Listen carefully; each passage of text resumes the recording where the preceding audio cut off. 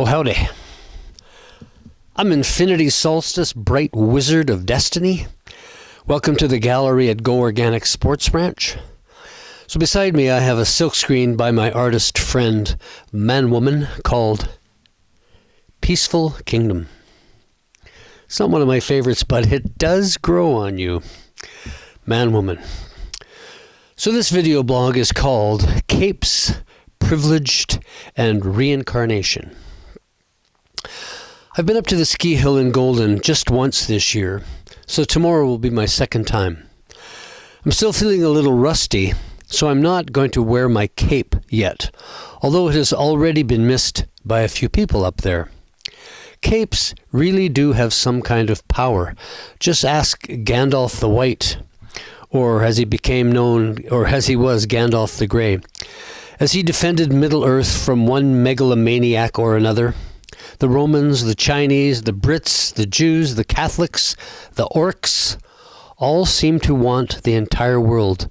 I'm not too sure what for, but it seems to always involve a lot of bloodshed. The history of mankind is not a pretty sight. How do we quell all the violence? Is it a lack of food or a lack of space to live in? Could it be just in our nature? It doesn't seem to be in my nature, but I root from a very privileged world, and my privileged position roots from my being a Canadian, middle class, and a white man. I've heard talk that there is no longer the class system in the white world, but if that was true, I wouldn't have classified myself as middle class. It's a term I'd rather not use. So is the new term privileged any better? I'm not sure. My privilege has allowed me to have 65 acres of land, a small house on my farm, 2 wonderful kids. I worked my whole life, so I always had money. Even when I was 12 years old delivering newspapers, I've always had enough of everything. It would have been a lot harder to have bought our land, but my wife's grandfather was a hard-working fellow, and upon his death, everyone in her family got $10,000 in the 70s. So a down payment we had, like magic, and to this day I thank that man. My wife's family called him Pop, so thanks again, Pop, from me and my entire family. If I only believed in reincarnation, I would agree with this friend of mine who postulates that we chose to be reincarnated into another lifetime, one of many, to this young country, Canada. We chose to be reborn in Canada. Speaking, of course, from a European colonial perspective, young country, there seems to have been people here long before we arrived on the scene. In my defense, the area where I have settled, there is little or no evidence of indigenous holdings to be found here.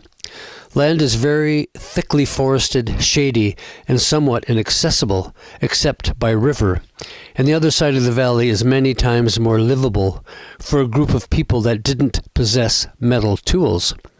They used the Columbia River to fish and hunt upon, and I don't feel they ever took up residence in the area where I live, so my guilt is minimal.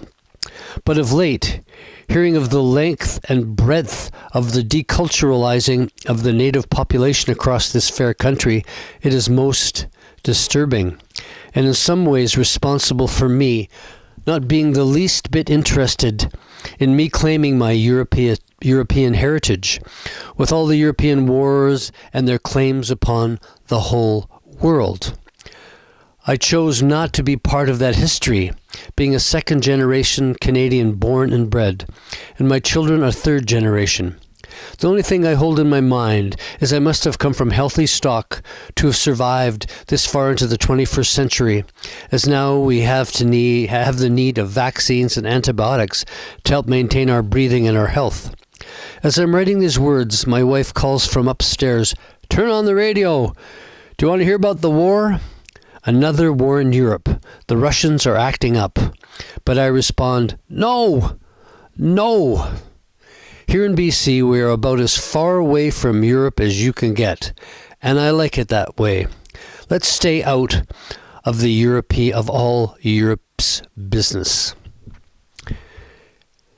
Peace and love, Infinity Solstice, bright wizard of destiny.